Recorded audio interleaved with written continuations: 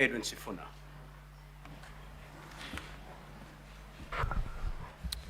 Honorable Speaker, allow me to put the question to Council for the... Yeah, Senator, for Meru, certainly you cannot stand on a point of order because I don't see anything disorderly from the Senator for Nairobi. Just take your seat, Senator Sifuna, unless you're seeking for any intervention. Honorable Speaker, of course, the honorable member for Nairobi, Senator for Nairobi, is quite in order. But I was start seeking one guidance, Mr. Speaker. Also looking at the time, maybe you can guidance on the number of minutes we can take on this, the senators, and also how many minutes can one senator use on the floor, Mr. Speaker. Honorable Senators, if you strictly apply the rules of procedure, then you have 2 minutes. Proceed. And 2 minutes it is. Thank you, Honorable Speaker. My question goes to Council for the Governor. And Honorable Speaker, I would like to refer him to volume 1 of his documents.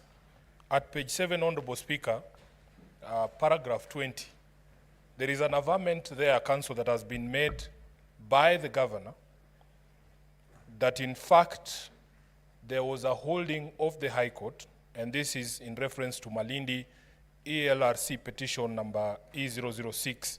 I don't know if we are together. Council, page 7 of the bundle at paragraph 20. Council, the volume number 1 of the Governor's bundle, page 7, for heaven's sake, Honorable Speaker, my time is being wasted by things that I've already said. Just proceed. Honorable Speaker, I'm referring to bundle, volume 1 of the Governor's Senator bundle. Sifuna, you at page can only 7. repeat if I tell you to repeat. Thank you, Honorable Speaker.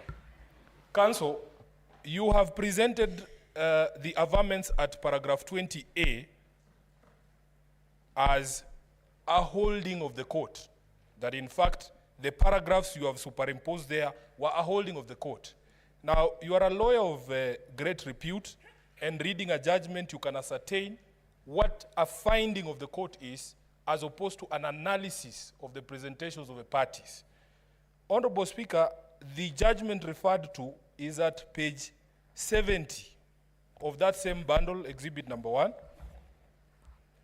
And I want the Council for the Governor to confirm to this House that in fact, the paragraph quoted at 20A is not a finding of the court on the question of what 2/3 means and what should happen when there is a decimal.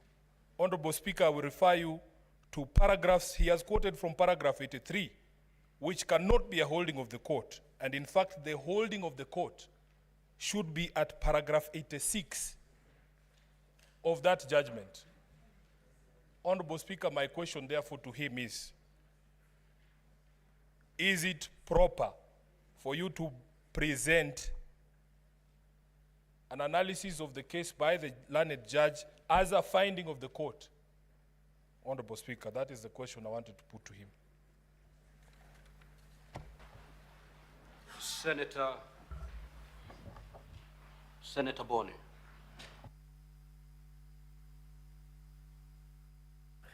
Thank you, Mr. Speaker. Mr. Speaker, my comment on this will be limited on what I beg that the House adopts to help this country. This is a very serious matter, and Mr. Speaker, it is already on record that no court can injunct Parliament. So the first PO should collapse. A decision has already been made. My second comment, Mr. Speaker, is on the question of numbers. Kanzo Mutuma, what would you like the governor to prove? It is a scientific fact that 47 divided by 2/3 is 31.3. As you guys say in law, res ipsa loquitur. It proves by itself. What do you want him to prove? It is not possible for a human being, Mr. Speaker, to be a fraction. I want, Mr. Speaker, to urge the Council that because you also have a responsibility to grow the philosophy of impeachments, let us agree that on this one, let us give it to the governor. We give him the fact that a fraction of a human being does not exist. Next time, come with full numbers and we would listen to you. Finally, Mutuma, because you're very experienced in this process, listen to what the Speaker of the National Assembly said about the same thing. The County Assembly of Nyamira said about the same thing. The County Assembly of Kericho about numbers during elections. They have said the same thing. So why do you invite us to disagree with all of them? So as to please you or to allow the proper jurisprudence? Senator Ledama.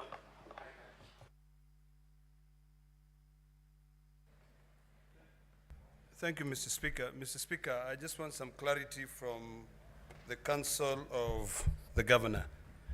The Council for the Assembly has presented facts that this matter had already been determined by a court.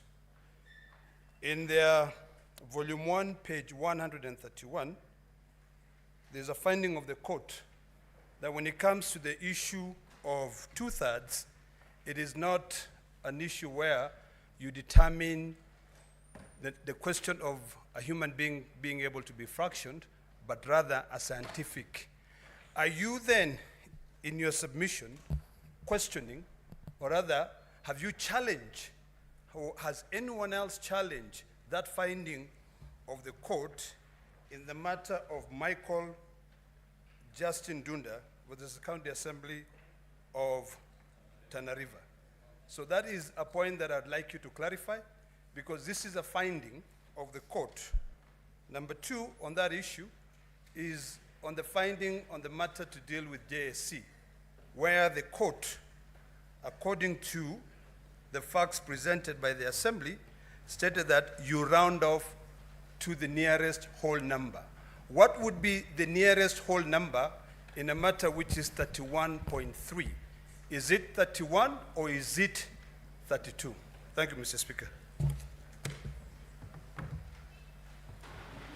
Senator Fernandez, Senator Samson Chirange. Mr. Speaker, you need to protect me from the majority leader. Mr. Speaker, I want to agree with my colleagues. Just a quick comment is that in the history of this parliament, no one can injunct parliament. So I think on that aspect of injunction of parliament or court order before the parliament or the Senate, it does not hold water, and therefore I think I would advise the defense team of the governor to stop pursuing that line. Number two, and finally, Mr. Speaker, on the issue of 2/3, Mr. Speaker, my concern is on Section 33 of the County Governments Act and Article 181 on removal of governor. Mr. Speaker, and in the decision of Raila Odinga versus IEBC in 2013, the Supreme Court pronounced itself that when the process, and I want to extrapolate, when the process has taken off and it is time-bound, as envisaged in that ruling before the Supreme Court, that process is time-bound. So by the fact that you read the charges and the process is ongoing, when you look at rule number 16, rule number 14, and rule number 30 on the removal of a governor, the process is already ongoing and the train has left the station. So, Mr. Speaker, the question should be, if the process has already begun, as per Section 33, with the genesis of Article 181 on removal of the governor, therefore, what happens, Mr. Speaker? I agree that in scientific proof that you cannot have a fraction of a human being. But also, for some of us who are not very good in mathematics, there is also principle of truncation. So, Mr. Speaker, you must balance both so that at the end of the day, we give justice to the county assembly and we give justice to the governor, and any other person, including the people of Kericho, Mr. Speaker. So since the train has left the station, let us go ahead and listen to the merits and demerits of the case, and then we determine. I submit, Mr. Speaker. Senator Kajwang. Mr. Speaker, the issue of limits of judicial authority on independent institutions has been settled. And I think we have seen some precedents that have been presented to us. Secondly, we need to make a distinction between procedural fairness and procedural technicality. Procedural fairness demands that the governor for Kericho has been accused of gross misconduct, and all sorts of allegations have been made against him. This is his opportunity to defend himself against those allegations. There should be procedural fairness as required in our constitution. The other aspect is procedural technicality. And Mr. Speaker, you do recall that if we were to be obsessed with procedural technicality, in 1992 it is John Harun Mwau who would have been the president of Kenya, because he went to court and said he's the only one who presented his petition in a foolscap rather than on an A4 paper. Mr. Speaker, the ruling that has been referred to by both parties, we are getting different interpretation. On this matter, we should not go with Rule 30. Rule 30 empowers the Speaker to make a decision. Mr. Speaker, I want to encourage, the way we did in the case of Nairobi Governor Sonko, there were affidavits that were sworn by MCAs that discredited the outcome of the vote. The Speaker ruled that let's allow all parties to prosecute their case, and then the senators sitting as a jury would make a decision on the ultimate day of voting. I would propose and I would urge, Mr. Speaker, that we do not refer to Rule number 30, but allow the House to proceed and ensure that there is procedural fairness in the matter of Kericho. Senator Kathuri.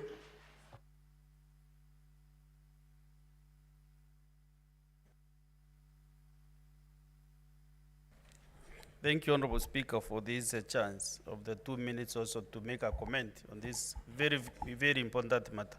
And Mr. Speaker, as we are here, many Kenyans are watching at us. They are glued on their TVs because, you know, many Kenyans are now sensitive on devolution, sensitive on governance, and all these things. So, Mr. Speaker, the PO number 1 is actually dispensed of naturally. So the PO number 2, Mr. Speaker, besides, because that 1.3, the High Court pronounced itself that you go to the nearest whole number. When you go to the nearest whole number, you run at that one, Mr. Speaker. The other argument is about now the threshold that has been put in Kericho County when they were electing the Speaker of the County Assembly. So, Mr. Speaker, because this matter is about mathematics, so what I would request, as also other colleagues are putting it, Mr. Speaker, we would like to hear these cases. We give the Kericho County Assembly and the Kericho County Governor time to prosecute their matter before this Senate, Mr. Speaker. Because if we determine this matter in any other way, rather than listening to the parties, then we will not be giving justice to the good people of Kericho and the country at large, Mr. Speaker. So Senate will be a house that cannot be able to protect the devolution, Mr. Speaker. So in my submission, I wish that we are able to listen to both sides, and then we are judges. This is a High Court sitting, Mr. Speaker. We'll be able to make our determination in one or the other, Mr. Speaker. Thank you very much. Senator Wambua.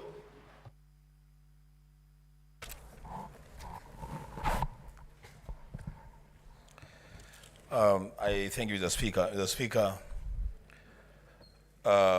two things. One, I don't know why my colleague, my friend, Senator Khalwale would want to pick and choose on court rulings. A precedent has been set in the court, and he has quoted it, on the matter of separation of powers, that no court can injunct a parliament in its deliberative roles. And so PO number 1, everybody agrees it falls on its face. Speaker, then PO number 2. You know, what the lawyers on both sides are asking these judges here to do is a very complicated matter. It's a matter of determining a fraction of a human being. what is 0.3 of a human being? Is it still the head? Is it what is it? But the Speaker, again, the courts have pronounced themselves on that matter. And in the case of Tana River, they have said that in a matter like this, then you round off to the nearest whole number, which is 31. Mr. Speaker, there are substantive matters for determination in this motion that this House needs to be engaged in. And you ask me, Mr. Speaker, as Senator Cherargei has said, the train has already left the station. We are already in motion. Let us hear this case. Let's make a determination one way or the other. Mr. Speaker, I submit. Senator Aaron Cheriot. Thank you, Mr. Speaker. Mr. Speaker, the people of Kericho have quarreled, and we've come before this House to seek for justice. And we pray for nothing less than justice.